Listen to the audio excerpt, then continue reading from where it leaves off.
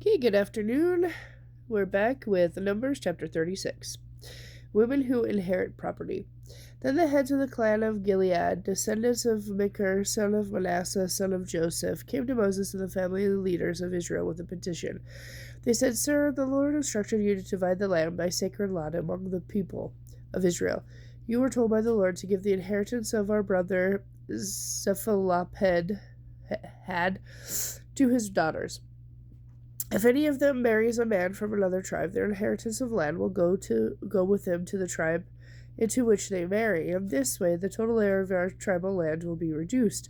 Then, when the year of Jubilee comes, their inheritance of land will be added to that of the new tribe, causing it to be lost forever to our ancestral tribe.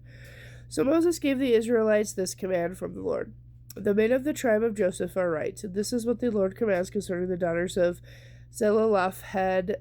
Let them marry anyone they like as long as it is within their own ancestral tribe. None of the inheritance land may pass from tribe to tribe, for the inheritance of every tribe must remain fixed as it was first allotted.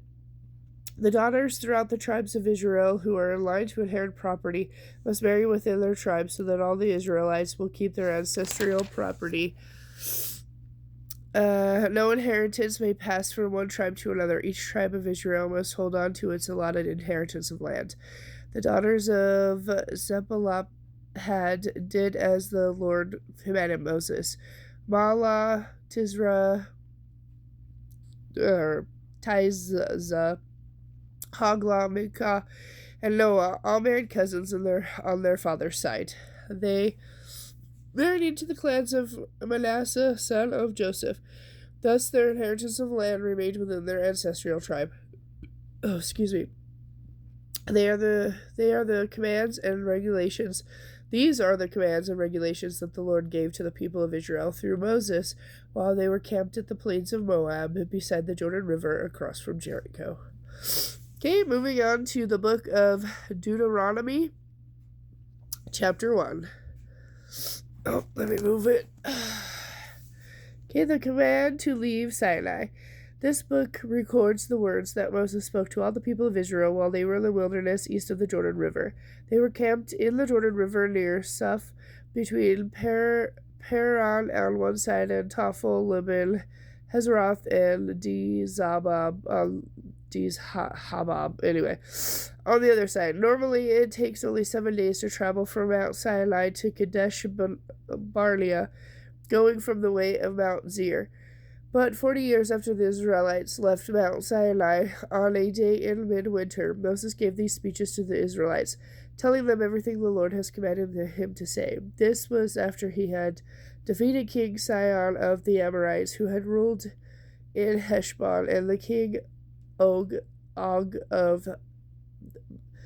Bashan, who had ruled in Ashtaroth and Edrei. So Moses addressed the people of Israel while they were in the land of Moab, east of the Jordan River. He began to explain the law as follows. When we were at Mount Sinai, the Lord our God said to us, You have stayed at this mountain long enough. It is time to break camp and move on.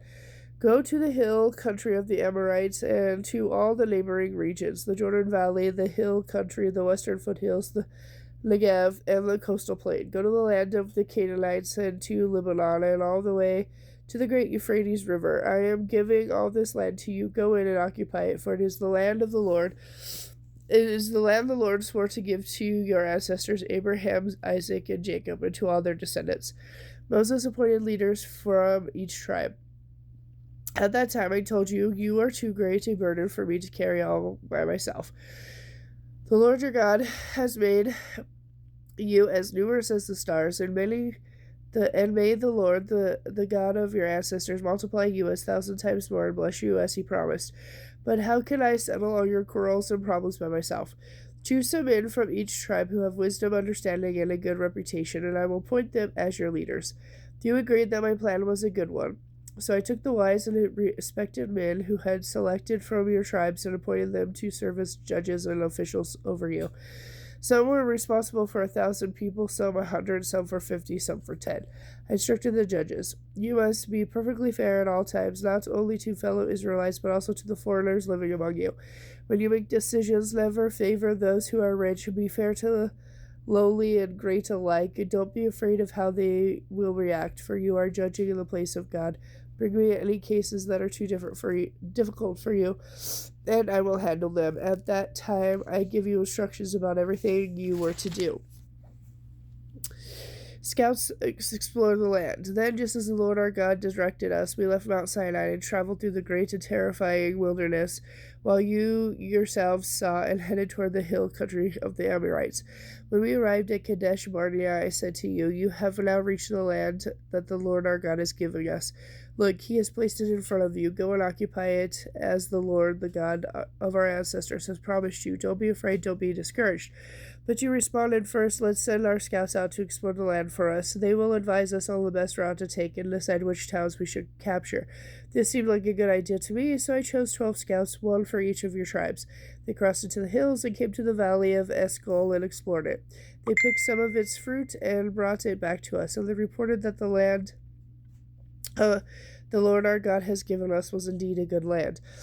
Israel rebels against the Lord. But you rebelled against the command of the Lord your God and refused to go in. You murmured and complained in your tents and said, "The Lord must hate us, bringing us here from Egypt to be slaughtered by these Amorites. How can we go on? Our scouts have demoralized us with their reports, and they say that the people of the land are taller and more powerful than we are, and that the walls of their towns are rise high to the sky. They have even seen giants here, there, the descendants of Anak. But I said to you, don't be afraid. The Lord your God is going before you. He will fight for you, just as you saw him do in Egypt. And you saw how the Lord your God cared for you again and again here in the wilderness, just as a father cares for his child. Now he has brought you to this place. But even after he did, you refused to trust the Lord your God, who goes before you looking for the best places to camp, guiding you by a pillar of fire at night and a pillar of cloud by day.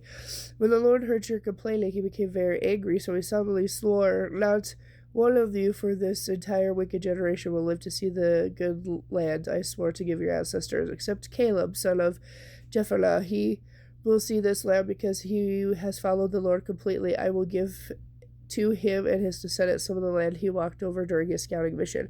And the Lord was also angry with me because of you. He said to me, you will never enter the promised land. Instead, your assistant Joshua, son of Nun, will lead the people into the land. Encourage him as he prepares to enter it. I will give the land to your innocent children.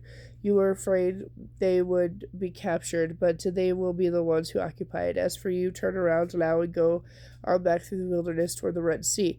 Then you confessed, "We have sinned against the Lord. We will go to the land and fight for it, as the Lord our God has told us." So your men strapped on their weapons, and thinking it would be easy to conquer the hill country. But the Lord said to me, "Tell me not to attack, for I will not go with them. If they do, they will be crushed by their enemies. This is what I told you, but you would not listen. Instead, you again rebelled against the Lord's command and angrily went into the hill country to fight. But the Amorites who lived there came out against you like a swarm of bees. They chased and battered you all the way from Seir to Hormah. Then you returned and wept before the Lord, but he refused to listen. So you stayed here at Kadesh for a long time." Okay, and that's the end of chapter 1. I'll be back later with chapter 2.